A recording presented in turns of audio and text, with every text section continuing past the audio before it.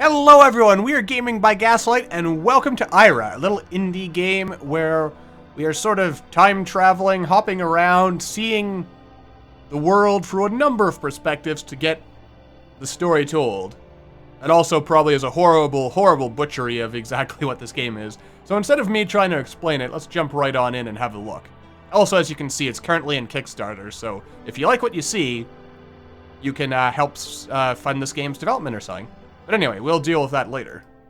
For now...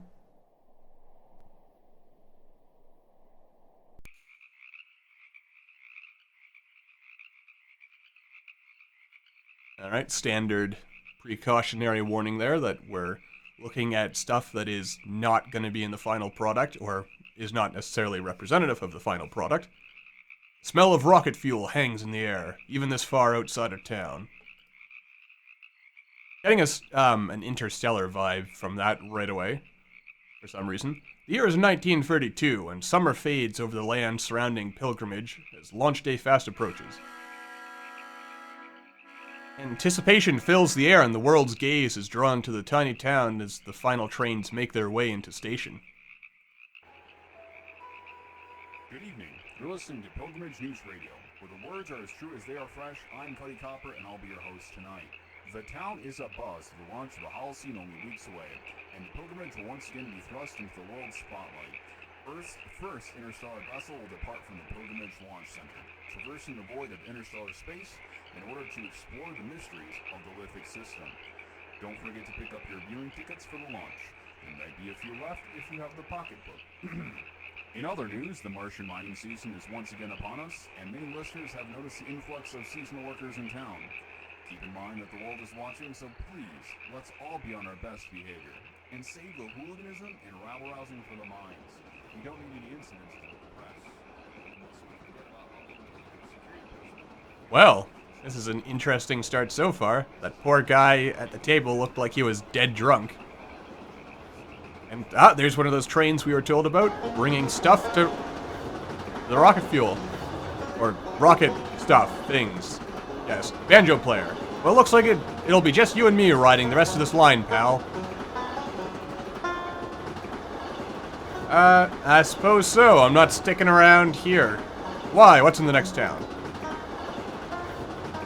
Next up the line is Pilgrimage. Last town for 50 miles. Types like you and me ought to be steering clear there about now. That's because we're hobos, isn't it? Also, look at that epic beard and pipe. What's wrong with Pilgrimage? Well, you're not going to find any work there, that's for sure. Not unless you plan on hauling it up to Mars. You know, it occurs to me this is clearly an alternate history thing. Oh. Intellico owns that town. Between the miners headed for Mars and the Holocene, doesn't seem like the kind of place I'd like to get caught up. This is 1932, huh? Last ride out to Mars leaves soon, so miners are crawling all over that town. I know work's scarce. Damn. You'd be desperate enough to sell your soul to Intellico and go mine in the red sand? Poor bastards. Yes, sir. Nobody will even notice them, though. Everybody's got their eyes on the Holocene. All those rich folks heading into town for launch day, Intellico will be sure to keep types like us out of the way. Types like us, huh? It's all just profit for Intellico. They don't care who has to suffer to make a buck.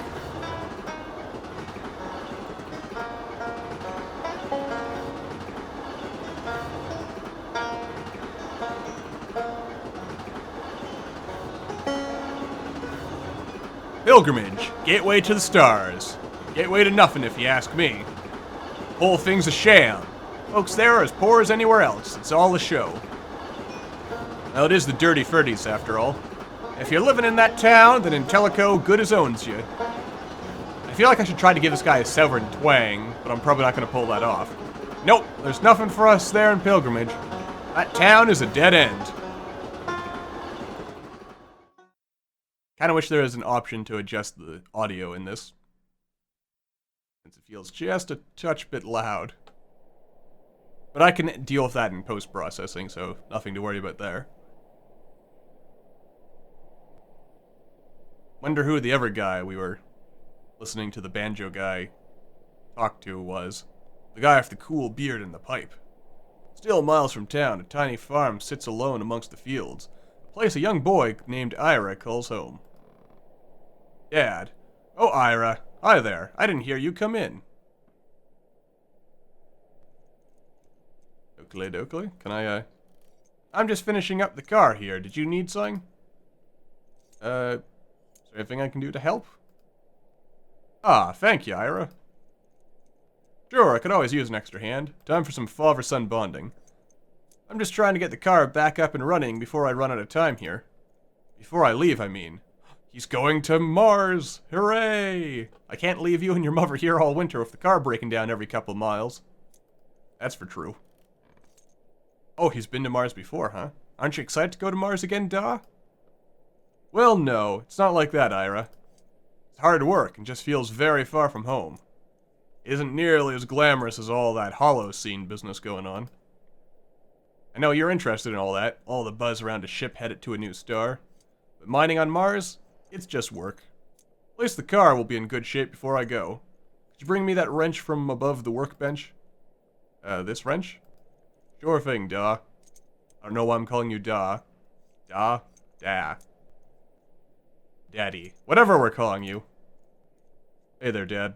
Pa. I feel we're in the American, what are we, Midwest maybe? Or Southwest? Pa sounds appropriate for some reason. Not that that's something strictly unique to the American Southwest or anything like that. Anyway, I don't know what I'm saying. Alright now, I just need a fuel line to replace this one here. I think there's one out in the barn. Can you run out and see if you can find it? Sure thing. Wait a minute. No, it's too late. I was gonna say maybe I should look around a bit first, see if there's anything interesting. Night air was crisp. Cool wind moving in from the north, catching up the last of summer's warmth. Tempted to return to the warmth of the indoors, Ira remembers his task, to find a part for his father. Alright, so we'll just kinda run along here. This is a point-and-click game, by the way. And I suppose that's kind of obvious at this point. The road winds away from the house for miles of farmland into the town of Pilgrimage, home to Earth's largest space facility. Fancy. Look at that moon. Alright, I guess we're going this way instead. Ah, the old swing. I never had a tree swing like that. Dad bought this before he married Mom. He said when he comes home from mining in the spring, he'll teach me to drive it. The hose from the gas tank is exactly like the one we need to finish the car. Let's leave the hose alone for now. We'll come back to that later if we have to. But our choices can mean a lot, and it's entirely possible we'll need that tractor when Pa inevitably dies while mining. The darkness in the barn is thick, but moonbeams through the cracks give just enough light to illuminate a few boxes tucked in the corner. Please let there be a fuel line. Something shifts in the upper loft, but is out of view and concealed by shadows. Uh-oh.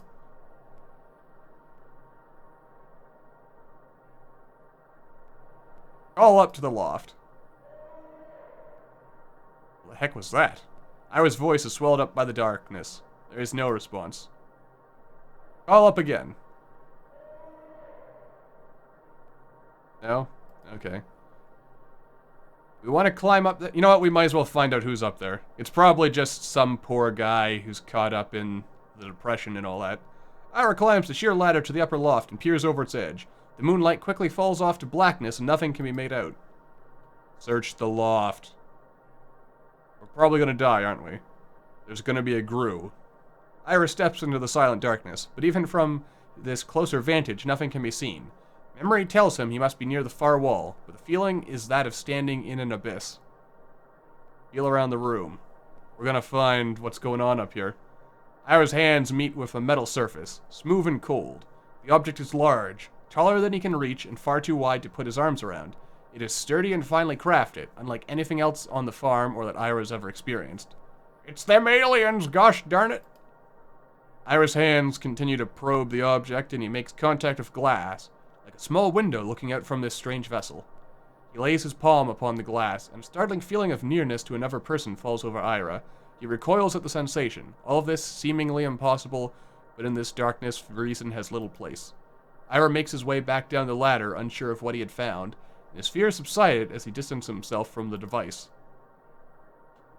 Up to the loft again. Nothing. Alright, I get it. Ignore that. I'll move on. Want to be adventurous? Mice scurry out as Ira feels around in the boxes. He tosses aside old, oil-soaked rags, and his fingers quickly find the soft rubber hose. Ira tugs firmly, but it is lodged between some rusted bits of junk and won't come free. Uh-oh. He pulls again, harder this time, but the hose is lodged tightly. Careful now, you don't want to break it. With one final heave, the hose comes free, but knocks the box to the ground and sends its contents bouncing into the darkness.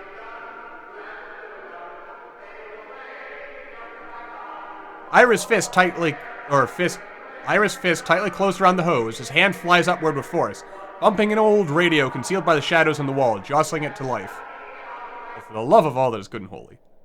Ira looks around the darkness of the barn and is overcome with a feeling of unwelcomeness. He hurries out the door, hose in hand. Wait a minute. That thing up there didn't want me there? Man, I'm lucky I didn't get killed. Okay, so we're leaving the barn now. Let's go back inside. Okay. Alright. Well, at least we know there's something in the barn. We should probably tell Dad about it. I mean, he probably wants to know that there's someone hanging out in his barn. Some damn aliens again coming to steal our women. They're always trying to steal our women.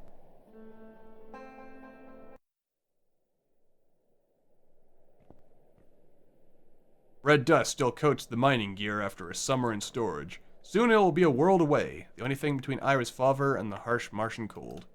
I haven't started terraforming yet? Oh, I can go inside. Help Dad with the car. Join now, the Red Army of Mars.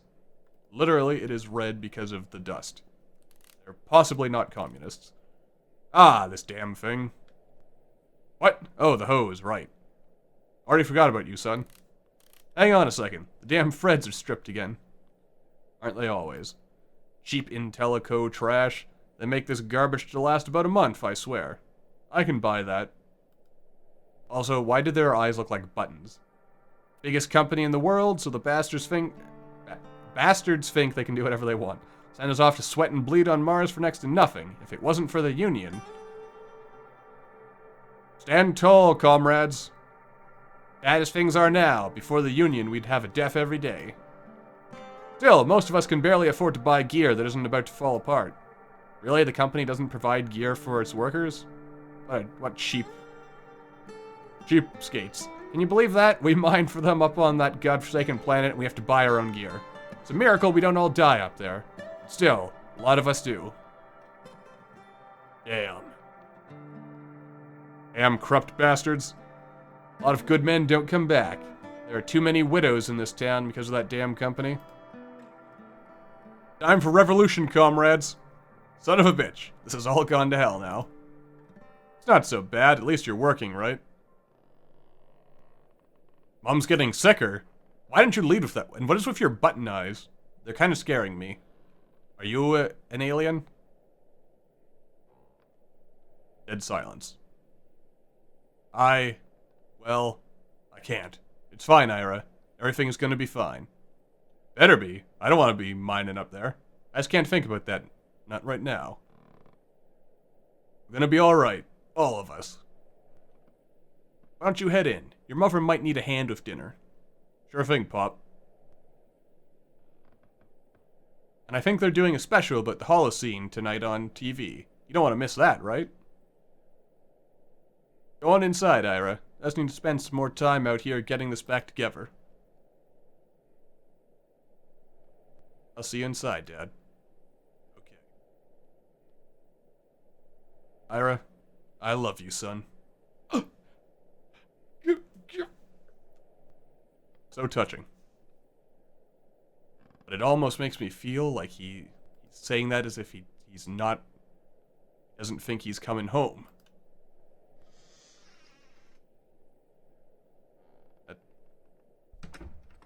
Pretty bad. Pretty bad. Though, random thought. Do you figure... Uh-oh. Oh, there's happy music going on in there. Ira? Oh, I didn't know you were asleep. That's alright, Ira. Not quite sleeping, just tired. Man, I love that music. I was gonna watch that special on the Holocene with you, remember?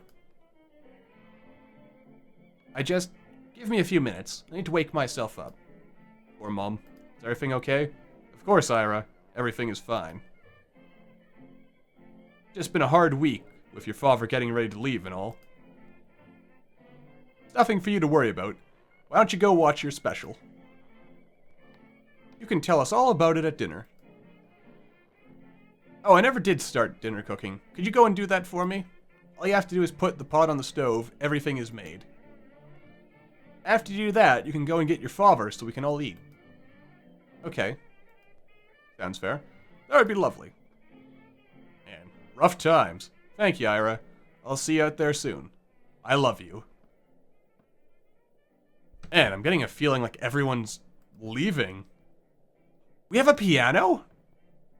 How can we afford a piano? We're not rich. That's for true. Let's have a peek outside, shall we? Pale light of autumn of the pale light of a late autumn moon falls over the fields, now bare of their summer crops. Gotta be honest, the one unnerving thing about the art style of this game is the eyes. They just seem a bit... Oh, wait a minute. Oh, now that I can see it properly, those actually are proper eyes. I thought they looked kind of like empty beads, but you can actually see the whites of his eyes and everything. Alright, now that I actually see it better, I'm not quite as unnerved by it. Nothing up there I need right now, it's usually locked anyway. Ooh, a crawl space door? But the thing in the garage, you don't suppose that's like us from the future or something, do you? We're angry at ourselves because of something. Ooh. Can I go to my room? Yes, I can. Good evening to all the free people out there. I hope everyone's all right tonight. Where'd my mouse go? You're listening to Intellico Free Oh. Radio, where the truth speaks. Does it? Here's the news. Does it now? An explosion rocked the third largest mining network on the Martian surface last week, killing 13 and injuring over 100. Union representatives have been organizing strikes in response to inadequate safety standards the past few months. But without broad support, many miners are unable to participate, and mining continues unchecked. You built this yourself, Ira? Wow. I am impressed. Stars fill the sky, and though not the brightest, it is the light of the lithic system that continues to draw Ira's gaze. He wants to go with the Holocene. A second Holocene? Through the radio's broadcast, another frequency bleeds in, subtle and strange. It was a sound Ira had heard before. Uh-oh. I don't like that sound. What's it saying? Like a voice swept up by the wind, it fades before it can be known. It's them aliens, buddy. What can we even do? The Martian mining union may seem like a far off thing. Oh, this is a good question. What can we do with about all this and this Martian mining union? Can we have to fight the power, damn it. We have to fight Intellico. It's the only thing. Right thing to do, really. Alright, we'll just put that pot in our pocket, because we're awesome like that, and then this is the future. Now that I've got supper cooking, I should go get Dad from the barn, or the garage.